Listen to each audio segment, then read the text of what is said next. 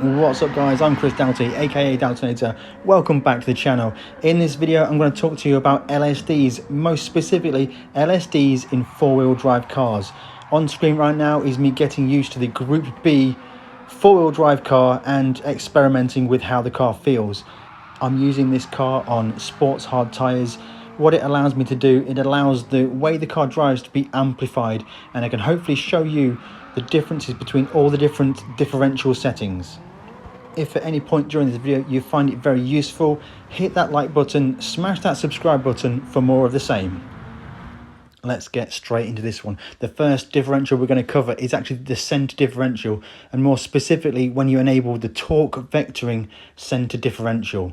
This allows you to choose how much drive goes to the front and the rear.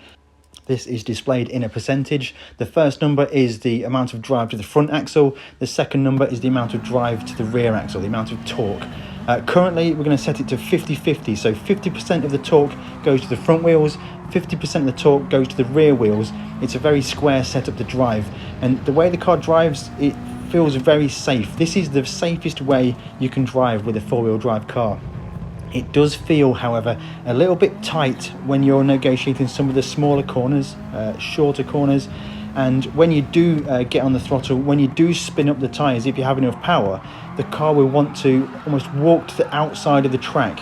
It will want to move to the outside of the track rather than massively over-rotating.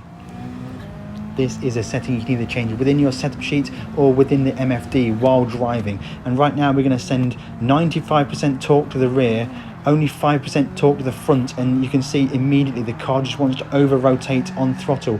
It drives almost like a rear-wheel drive car.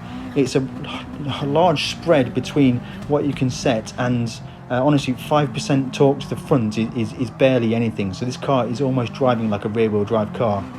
But interestingly, off throttle and around some of the slower corners, it allows the car to feel a lot more looser. You can carve a much tighter turning circle when the diff is set, when the center diff is set to a very large percentage of the torque to the rear.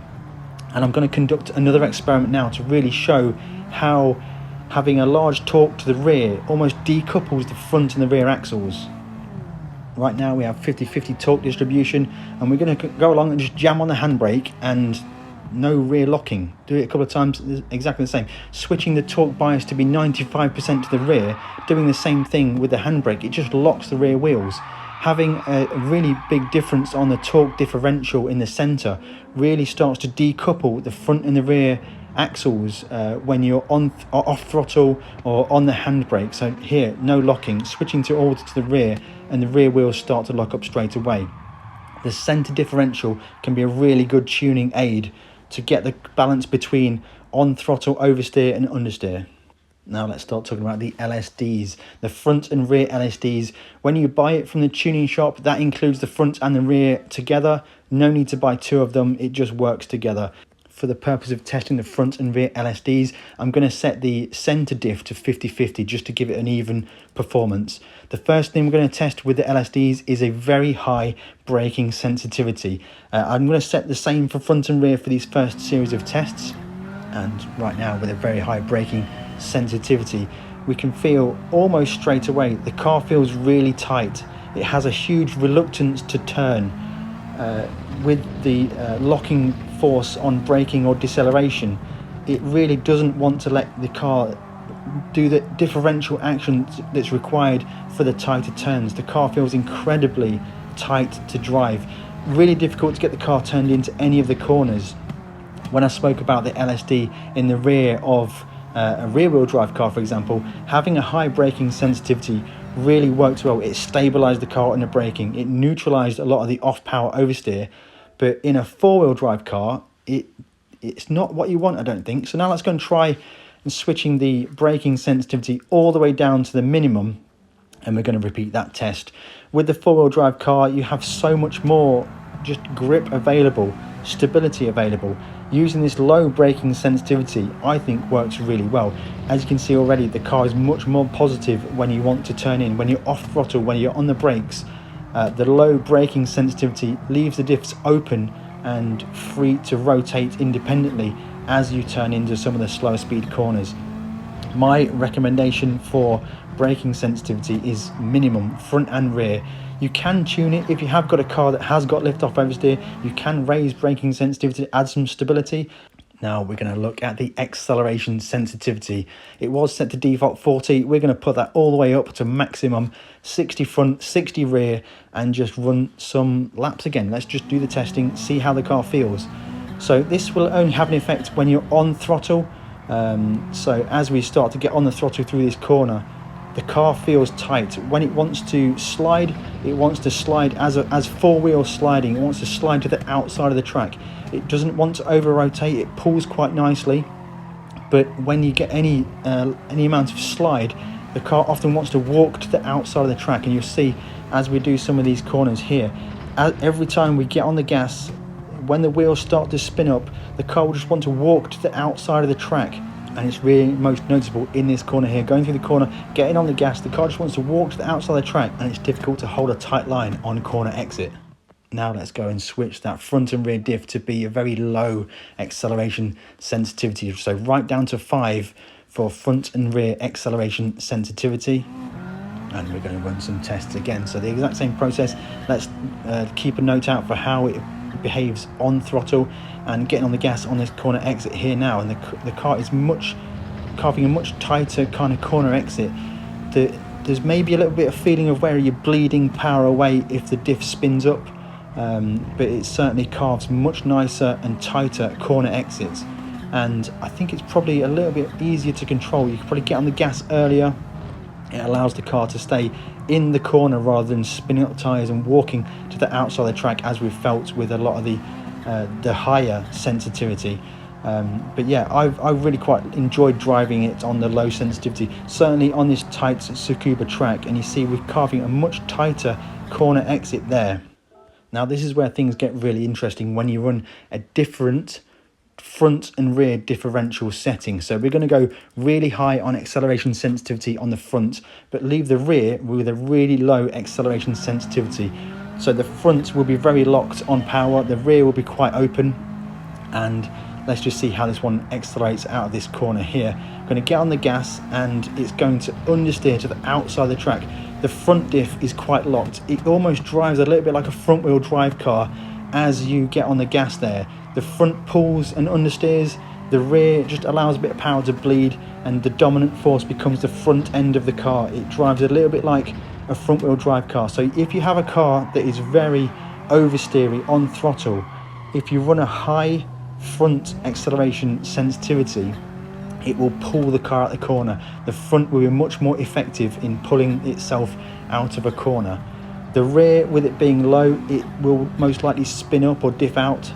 This could be a really good way to make your car nice and safe and stable on corner exit if you're having problems with over rotation.